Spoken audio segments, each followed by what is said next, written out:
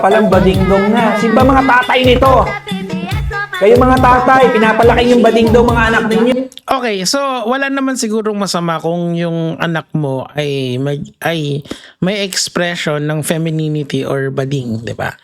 Ano na yun, tanggap na sa society ngayon yan eh. Kaso nga lang talaga, there is a constant stream of homophobia na meron tayo. I mean, ako kasi, I just don't care. I just don't care enough kung ano yung sexuality ng tao basta hindi mo linalabag yung batas. Yun kasi yun eh. Now, ang hindi ko lang gusto kasi dito, Doc Ron is a doctor. Edukadong tao yan si Doc Ron. Meron niyang lisensya like myself, so he should know better na yung mga ganito kasi, may mga studies kasi dyan eh. There is one study saying na yung gender expression is involuntary. Or minsan, kumbaga, it's nature. Meron naman nagsasabi, it's nurture. Meron nagsasabi, a combination of both, diba?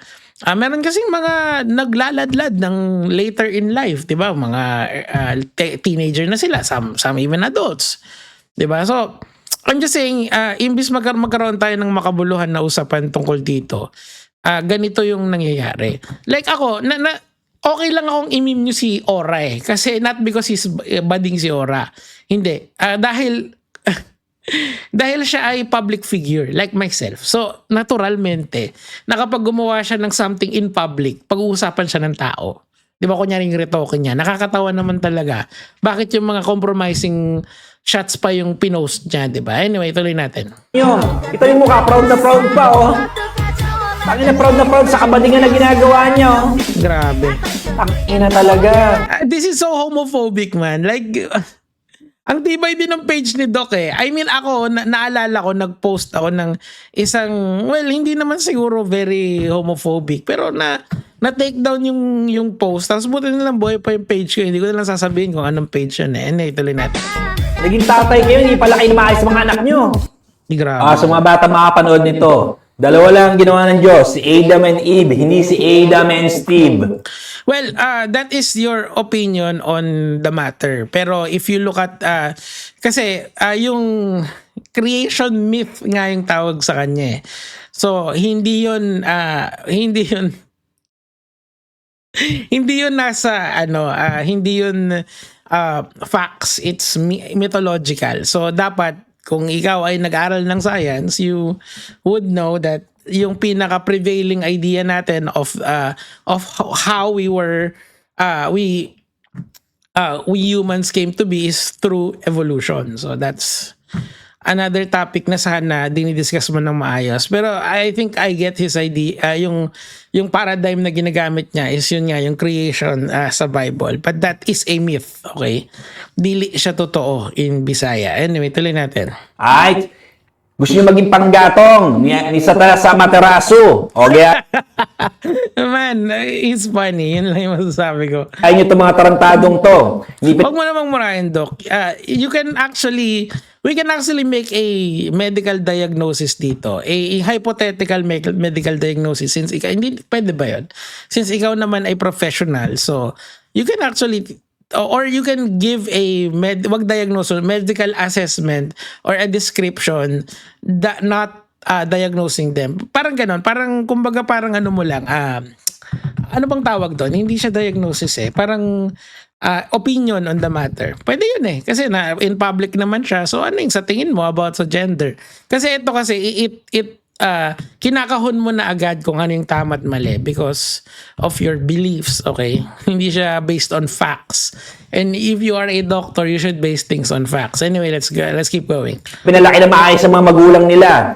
Obviously, proud na proud pa sa kabadingan na ginagawa nila, no? Grabe yung salita niya.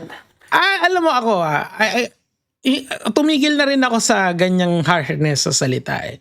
Kasi it's never healthy eh, sa mga nakikinig. It just produces yung hatred towards the community. Diba? Anyway, it's his platform. Bahala siya kung matatanggal siya dyan. Kung tatay ka at may anak kang ganito, shame on you, motherfucker. Shame on you. Stupid bitch ass Pinoy nigga. Oh, stupid bitch ass. Parang catchphrase niya yan, no? Ewan ko sa inyo, nag-i-enjoy kayo dyan. Parang parang ayoko na lang magsalita. Basta in a few days or in a few weeks, meron akong makakasama sa na collab, and we will talk about this kind of behavior. Basta malalaman nyo na rin yun in a few weeks. Oh, not really. Oh, stupid gay-ass Pinoy nigga! Diyos ko Lord. Anyway, tingnan natin yung response niya. Di ba nag-comment nga ako dito sa mga batang ito na sabi ko yung mga tatay ba't tinahayaan yung ganyan yung mga Ito, pinakikinggan natin yung buong argument niya, just to be fair. anak ninyo, no?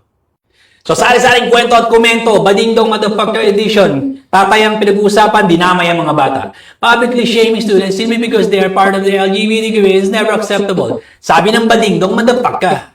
Shame on you and your family. Kasi sabi ko, shame on you fathers pag hinahayaan nyo ganito mga anak nyo. Pinablik niya sa akin, shame on you. Ikaw maiya! Badingdong, pantado. Sabi, wala bang pupukol sa ulo dito? Sino malapit sa kanya? Please lang, ha? Sabi ng Badingdong nakayasib. Anong mali sa pagiging bading? Malaki! Kung di mo alam, i-research mo, tantado. Ay, wala kang mali doon eh. Pero yung ginagamit mo kasing paradigm for right or wrong is yung beliefs mo. That's not really absolute. What is absolute is the law of the land, di ba? Yung batas natin. So, anong sinabi sa batas? You can freely express yourself as long as you're not breaking the law.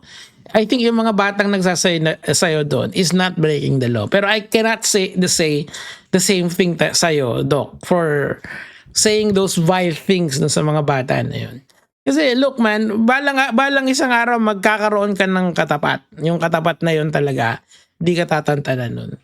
Good luck na lang kung sino man yun. Ako, I'm just here kasi nakita ko nag-viral. Pinag-send sa akin ng video and I really wanted to react, di ba? Actually, si Kiko Matos yung nag-send sa akin ng video. Natawa lang din ako kasi hindi, di ba marami siyang banat sa akin?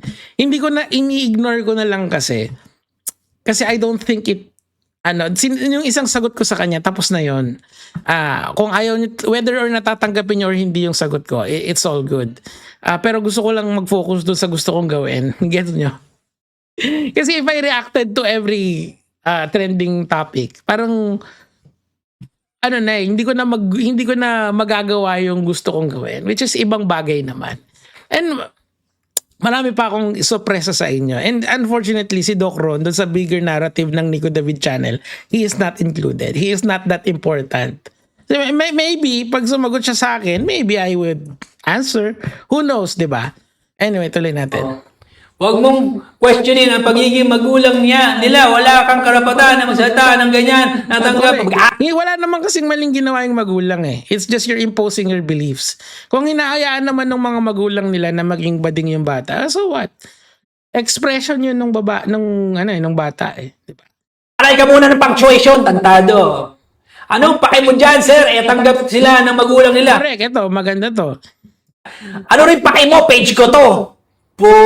Well, you are, kasi ganito Doc Rona, I'll be honest with you Yung mga platforms kasi ngayon, they are very strict with homophobic remarks. And yung ginagawa mo ngayon is very homophobic.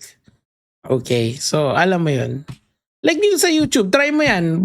May strike ka for or at least may sasabihin sila sa yung hindi ka aya-aya, diba? So ang point dito kasi, nasa mundo na tayo that we can accept anyone. Kung ayaw mo naman sila, di wag mong pansinin. hindi yun naman lahat ng bagay dito sa mundong ibabaw kailangan ka mag-react, especially to the things that you don't like. If the thing that you don't like is not committing any inherent crime, then just leave it be. Parang ako nung araw kasi I really hate those fake shit pranks. Alam ko kasi yung mga YouTubers na nagfe-fake shit pranks and they are earning a lot of money from there. Tapos na-realize ko nung araw, hindi pala big deal yun. Meron pa palang mas malalaking bagay outside of the scope of nung nakikita ko na I should have let it go. Diba? Kaya Jamil, ano ba naman kung mag-rank sila ng katangahan, diba? Masyado ko kasing sineryoso yung mga bagay na hindi naman siya ganun ka big deal. Etong ganito, yung gender expression, yes, it's a big deal. Pero it's a personal matter of the family accepting the child. You are in no position to tell the parent na mali yung pagpapalaki nila unless of course you can prove na they are doing something unlawful, 'di ba? 'Yun yung position natin dapat ngayon sa ating bansa. Ang hindi ko lang kasi gusto ngayon, he is being platformed by so many people. Kasi mga tanga kayo ligaw nanonood yung magdi-dislike itong video na to. Feeling nyo may bitaw tong tao na to. Diyos ko, pag pinatulan ko yan, kagaya nung pagpatol ko dun sa mga ibang mas malalaking YouTubers sa kanya, it will be the end of him. Hindi ako nagbibiro. Hindi ko sinasabing I'm super capable, pero I'm capable of kung ano man yung sasabihin niya sa akin na hindi maganda, I can make him accountable for that. But I won't not do that. Why? Kasi he's a waste of time. Sana yan din yung maisip nyo, mga lods. Kung ako sa'yo, Doc Ron, an advice from a fellow content creator and a YouTuber, mag-focus ka na lang dun sa mga... Kasi dyan yung branding niya di ba?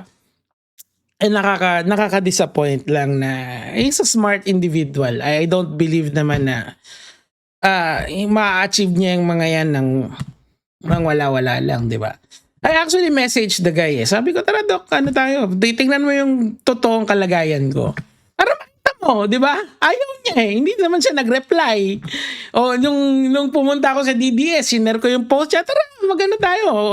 May accusation, halika, patunayan mo. Wala. Ayaw naman niya, di ba? So, would I call him balingdong for that? No, I'm just gonna ignore him kasi he's a very ignorable person. Pero kayo kasi, gusto niyo yung mga ganitong may bitaw. I mean, come on, man. Like, sige, ganito yung gawin natin. Kung sa tingin nyo wala akong bitaw, pag nakita nyo ko, try nyo na, kunyari, approach nyo ako, susuntukin nyo, tingnan nyo kung ano yung pwedeng mangyari sa inyo. Sabi ko sa inyo, you can inflict pain sa taon without saying this shit. Mas madali nga yan Kasi magre-react ka lang literal bubuksan mo yung camera mo, tatapat ka sa video, tapos magsasalita ka. Pero yung totoong may mga bitaw, they are tahimik lang sila, Doc. Kaya lang it's sad to see that a smart individual is, ganyan yung galawan. Anyway, yun lang naman po, mga lods.